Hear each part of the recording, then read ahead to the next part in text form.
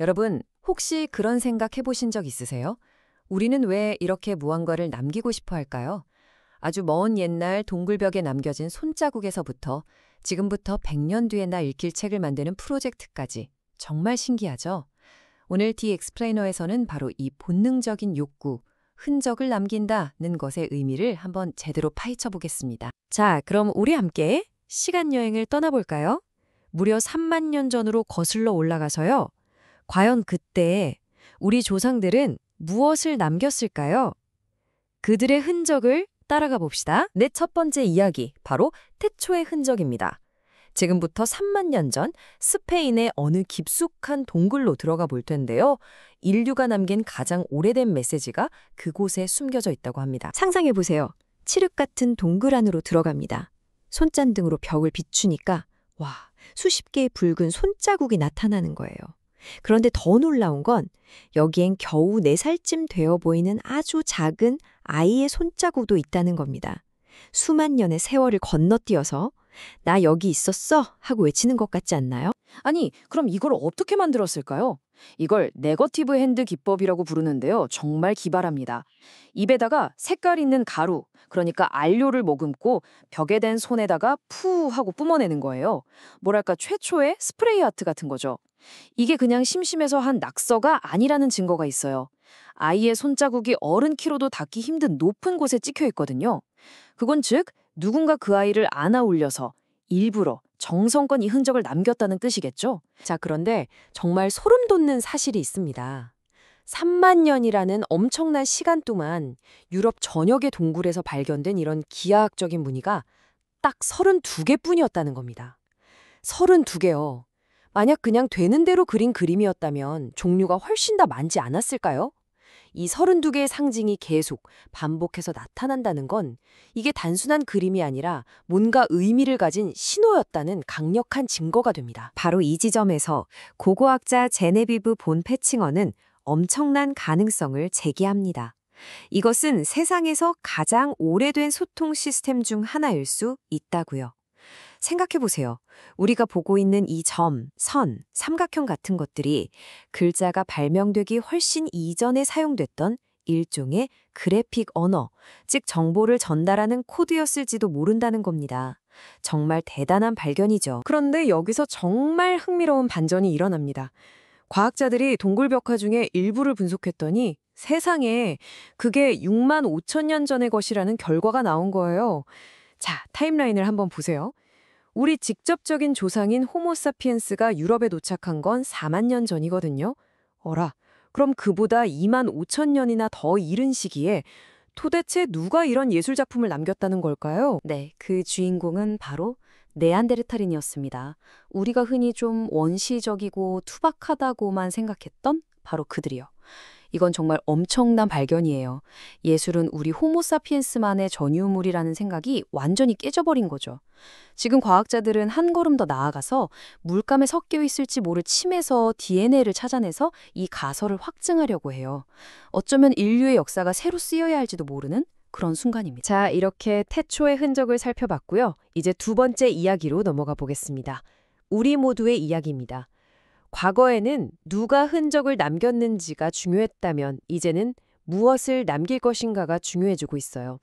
도대체 어떤 것들이 기록될 가치가 있는 걸까요? 그 기준이 지금 완전히 바뀌고 있습니다. 예전의 박물관을 한번 떠올려 보세요.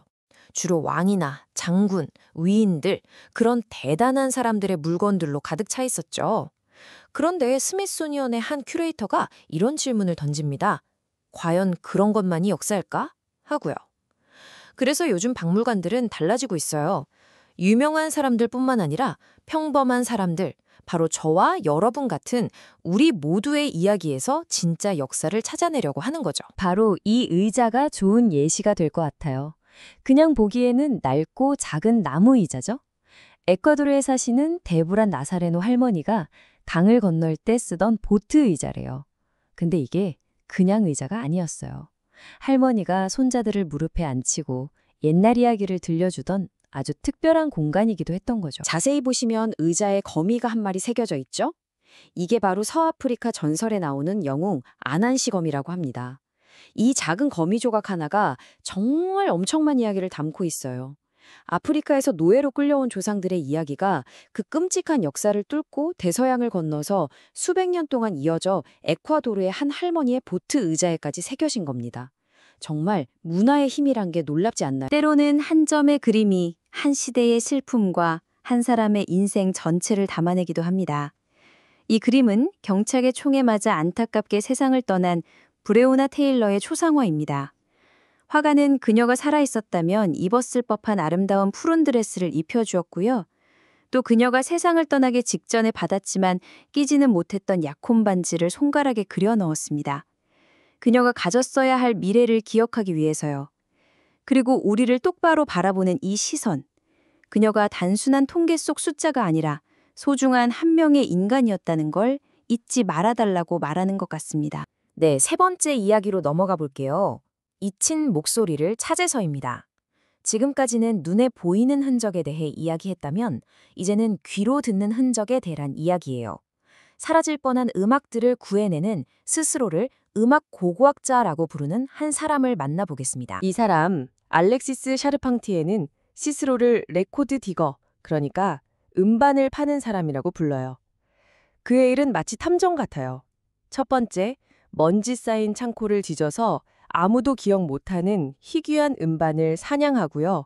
두 번째, 그 음반을 만든 가수가 누구인지, 어떤 사연이 있는지 뒷이야기를 수집합니다. 그리고 마지막으로 이걸 디지털로 복원해서 세상에 다시 공유하는 거죠.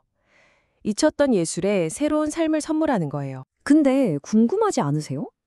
왜 굳이 이렇게 낡은 LP판을 고집하는 걸까요?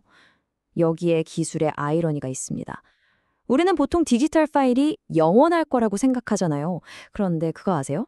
예전에 마이스페이스라는 사이트가 서버 한 번 잘못 건드려서 12년치 음악을 몽땅 날려버린 사건이 있었어요.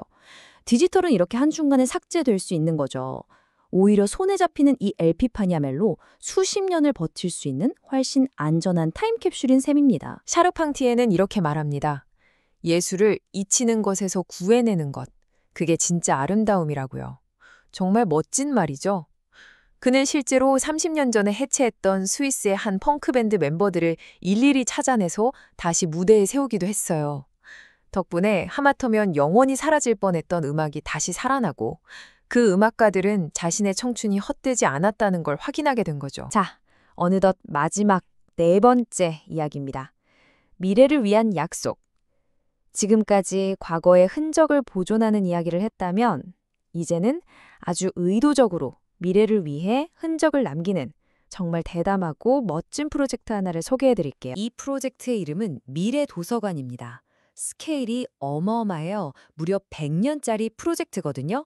자, 들어보세요. 2014년에 노르웨이 숲에 나무 1000그루를 심었어요. 그리고 매년 세계적으로 유명한 작가 한 명이 아무도 읽을 수 없는 새로운 원고를 써서 기부합니다. 이 원고들은 비밀 상자에 담겨 100년 동안 잠자게 돼요. 그리고 마침내 2114년 우리가 심었던 그 나무를 베어서 종이를 만들고 그동안 모인 100개의 원고를 인쇄해서 책으로 펴내는 겁니다.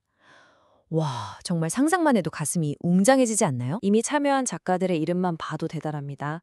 시녀 이야기의 마거리 애트우드, 클라우드 아틀라스의 데이비드 미첼, 그리고 우리나라의 한강 작가까지. 이 세계적인 작가들이 자기가 살아있는 동안에는 아무도 읽어주지 않을 거라는 걸 알면서도 자신의 소중한 원고를 미래에 맡긴 거예요. 이건 정말 100년 뒤의 사람들에 대한 엄청난 믿음 없이는 불가능한 일이죠. 이 프로젝트를 기획한 KT 패턴슨의 말이 모든 걸 설명해 줍니다. 이것은 희망의 뿌리를 든 프로젝트라고요. 맞아요. 100년 후에도 세상에는 숲이 있을 거고 사람들은 여전히 책을 읽을 것이며 우리 시대의 이야기를 궁금해할 거라는 그런 긍정적인 믿음, 희망이 없다면 시작조차 할 수 없었을 겁니다. 이 프로젝트 자체가 바로 미래를 향한 약속인 셈이죠. 천만 년 전 동굴벽의 손자국부터 100년 뒤에 열릴 책까지 오늘 여러 흔적들을 살펴봤는데요.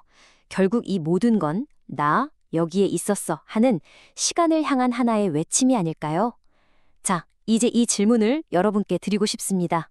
100년 뒤, 아니 당장 내일이라도 여러분은 이 세상에 어떤 흔적을 남기고 싶으신가요? 한 번쯤 생각해보는 시간을 가지셨으면 좋겠습니다. 지금까지 디 익스플레이너였습니다.